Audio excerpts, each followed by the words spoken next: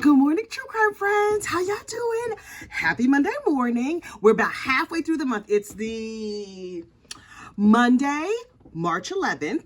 Almost halfway. Okay, only 10, 11 days into the month. Anyway, look, I love spring. It's a little bit too rainy, but I love spring. And in spring, lots of exciting things happen. Hopefully, a lot of cases that got delayed from last year are going to come to trial now. And so we will have plenty of true crime to watch. Although right now, this very moment, there's nothing. And I was like, wait. What am I going to talk about? Because there's no true crime cases. Is somebody doing opening statements today? I really need an opening statement. There were 3 verdicts last week, but now it's a little dry on the true crime front. And I was like, oh my goodness, I'm not going to have anything to talk to the people about. And then it happened. Oh my goodness. Overnight, maybe yesterday, I don't know when, Kari Morrissey, the prosecutor from the Rust case, the state of New Mexico versus Hannah Gutierrez, we're not supposed to say Reed. Hannah Gutierrez, she gave an interview to Court TV. And I was like, oh, yes, Miss Kari, tell us everything. And so I was like, wait. Did y'all just roll Miss Kari out of bed to have this interview? Kari had a couple of days to think about what she was going to say and get her thoughts together. She's clearly very bright, right? She's a very smart attorney and she knows things. And when it comes down to it, she don't have to look up the law on her phone. Look, go back and look at that video of the verdict when Hannah got found guilty. Her lawyer was like, oh, wait, let me Google the law on my phone so I can see what I'm supposed to say to you. Sarah, I would be like, excuse me, did they get that lawyer on a coupon? Does Groupon offer attorneys? Because I was just like, oh, no. Signs you in trouble when your lawyer has to look up the law on his phone while standing in open court with Court TV up there on the camera. Y'all, But anyway, Miss Kari, who is all pulled together when it comes to the law, when it comes to fashion, not so much. Now listen. She was there to talk about the law and to talk about the case. That I fully understand. But you know what else you're supposed to do when you go on TV? Run a comb through your hair. Now listen, do I run a comb through my hair? No, absolutely not. I'm here with no foundation garments and some pajamas on. But this is YouTube, number 1. Number 2, it's 5 o'clock in the morning on the East Coast because I've been up for an hour. I've had my cup of coffee, but it is not shower and get cute time. It is, talk to your telephone early in the morning time. And so that's what I'm doing. But Miss Kari, she got up there and she was just like, yes, we believe the jury. And all I was thinking was, you ain't have a comb? Not a comb at all? Nothing. Not. And does that shirt look like pajamas, ma'am? Of all the things in your wardrobe, they didn't tell you it's best to wear jewel tones when you go on. Oh, nothing. Okay. So you in a flesh colored top with not a stitch of makeup. Okay, but not everybody is a makeup girl. Okay, I get it. A comb. You don't have a comb. Not a comb at your hair. You can just run your fingers through your hair. If you could have run your fingers through your hair, girl, that it would have came off much better. They not gonna make you a correspondent, Miss Kari. I'm just letting you know.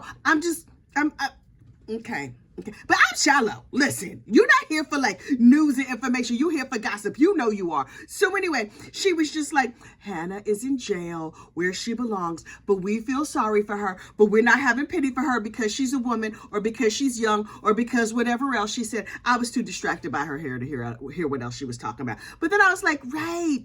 Oh, Hannah's still locked up over there in the county jail with the very low Yelp ratings.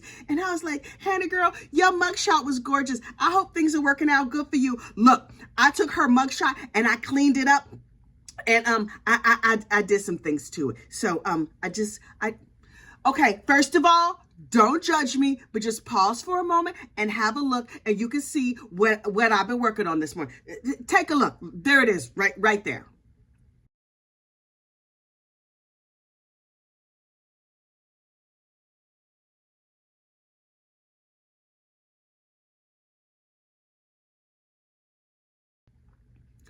Right? So I'm like, there are these little apps you could get, right? Where you like take a picture and you can take out all the background and then you could put like a header over it or whatever, put like a magazine overlay. And I was like, that picture is cute. Now, maybe those are not the magazines you want to be on. I'm just giving you examples of things you could do now that you can no longer be an armorer, now that you're a convicted felon. You could be a rich man's wife. You could have a really nice career as a hair model because her hair is gorge. There are many other things she could do. She could give safety lectures. She could go to prisons and talk to the other prisoners. I hear she's not doing that good in jail. But honestly, who expects like a pampered little rich girl? I mean, I don't know if she's a rich girl, but a pampered girl who is a Nepo baby to do well in prison. I I mean, honestly, I don't expect most people to do well in prison. I know I wouldn't. I would just be like, oh no, these conditions are horrible. Can I speak to the manager? And something tells me they would not. I would not blend. I just would not blend. But truth be told, I don't want to blend in prison. I want to stand out. I don't want to go to prison. How about that? Let's just start right there. I have no desire to go to jail at all. Not the local jail. I don't want to drive past the jail. I don't want to go to the county jail. If you end up in jail, I might send you a letter, maybe. But like actual jail, no thank you.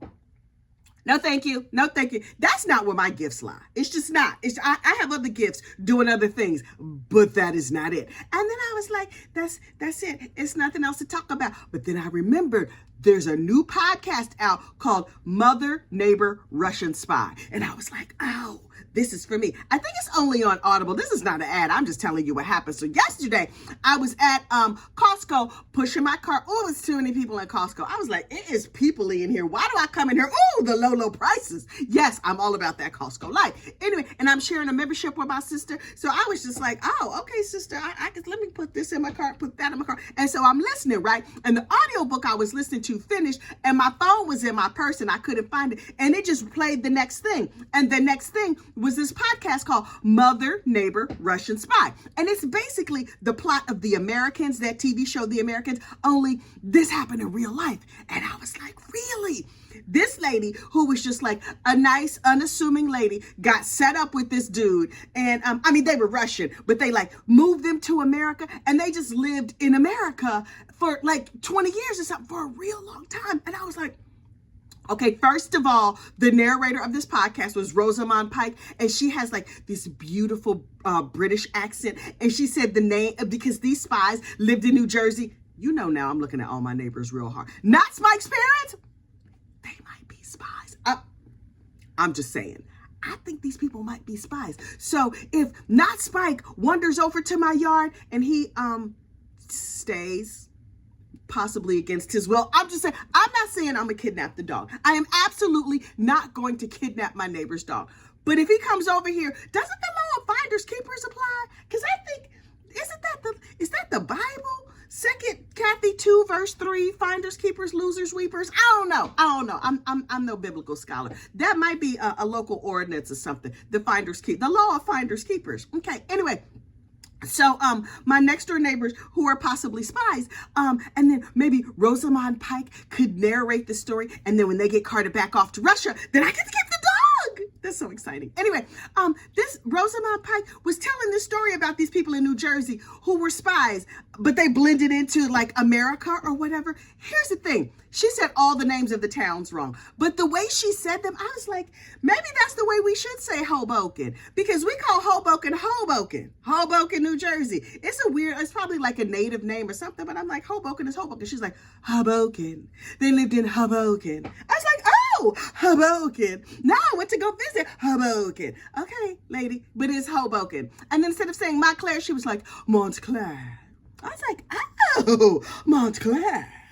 Maybe I live in Ridgewood or Englewood. I don't know. It was very fancy sounding. Although I'm clearly not a spy because I have a big mouth. Or maybe this is my cover. Y'all don't even know.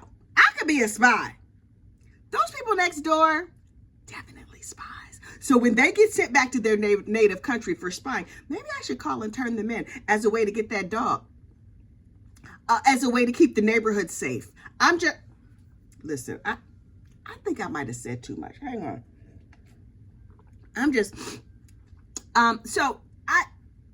If there are spies in your neighborhood, can y'all let me know? I want to know everything. I'm a skosh nosy, just a little bit. So, while we're waiting for our next great true crime case, keep an eye out on your neighbors. Now listen, do not approach them. Do not say nothing to them. Just like watch them with one eye. You'll be like, okay, new neighbors. I see y'all doing mysterious things over there. When them cars pulling up outside of your house, you could be a drug dealer. You could be running a daycare. You could be spies. I don't know. I don't know what's happening. Last but certainly not least, I think that maybe I should start a cooking channel. I cook a lot. Like a lot. And I make everything homemade. I was saying over there on the members video, I was showing them my milk. Now this just looks like milk, right? Just regular old milk, everyday average milk. Only I made this milk and no, I don't have a cow. Although I've thought about it. But our city ordinances say no to the cows and the chickens and all that other stuff. You can have a dog, yours or a found one.